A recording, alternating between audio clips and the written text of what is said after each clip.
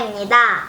오늘은 그림을 그리거나 만들기 할 때 제가 자주 사용하는 아크릴 물감에 대해서 소개하려고 해요.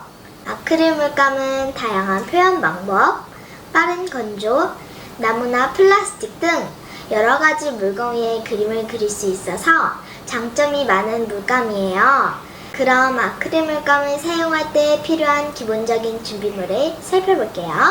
고고 슝슝!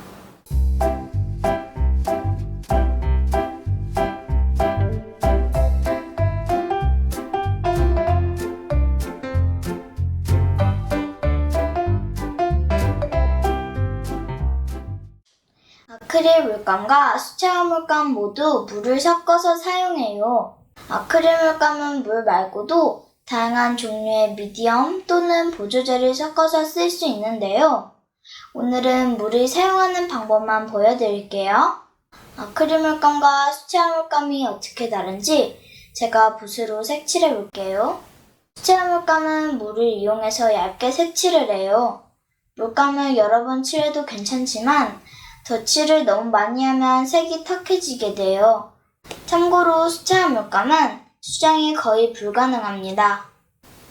이제 아크릴 물감을 써볼게요. 아크릴 물감에 물을 많이 섞으면 수채화처럼 투명한 느낌이 나고요. 물을 거의 사용하지 않으면 불투명한 색으로 표현돼요. 아크릴 물감은 색칠한 부분이 완전히 건조된 다음 그 위에 다른 색을 올릴 수 있어요.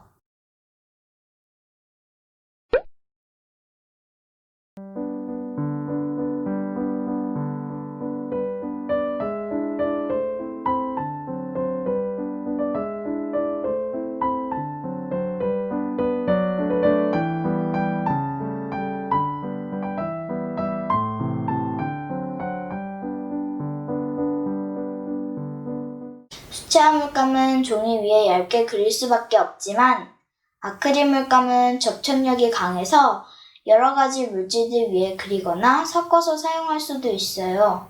이 그림의 경우 꽃 부분이 볼록 튀어나와 있는데요.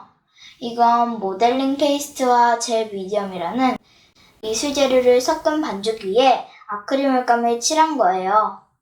아크릴 물감을 사용할 때 제일 중요한 것 중 하나가 바로 붓 관리법이에요.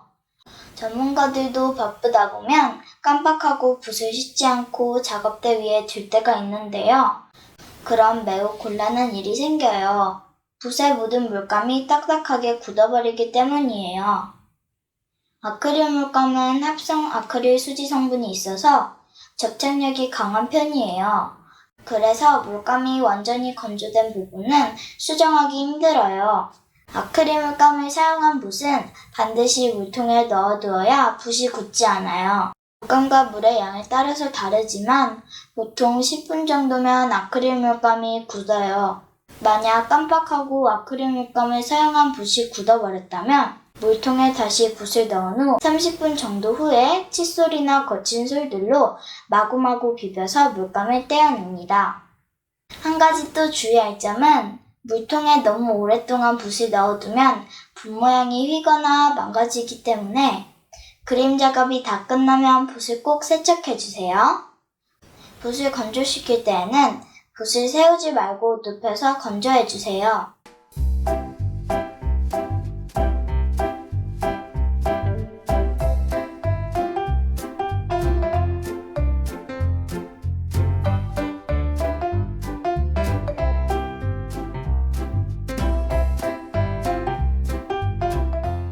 아크릴 물감을 사용하다 보면 벌써 다 말랐네 하고 놀랄 때가 있는데요. 리타더라고 아크릴 물감의 빠른 건조를 지연시키는 보조제가 있지만 보통 간단한 작업을 할 때는 비용 절감을 위해서 스프레이를 사용하는 게 좋아요. 물감을 사용하면서 가끔 칙칙 뿌려주면 되는데 너무 많이 뿌리면 물감색이 묽어져요. 아크릴 물감을 자주 쓰다 보면 이제 물 한번 뿌려줘야지 하고 감이 오실 거예요. 아크릴 물감 팔레트는 종류가 많고 직접 만들어 쓰는 분들도 있는데요.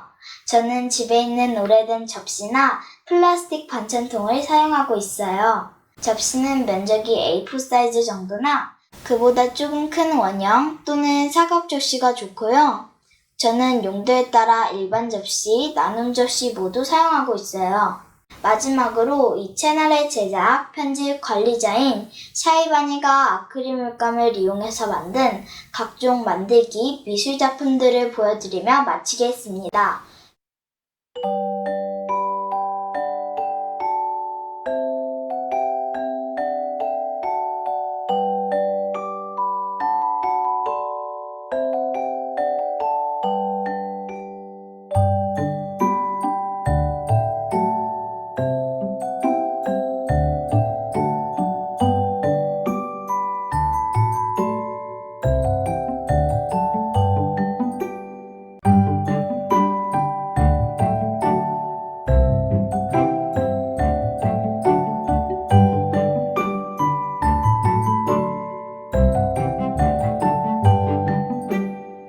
오늘은 아크릴 물감에 대해서 알아봤어요.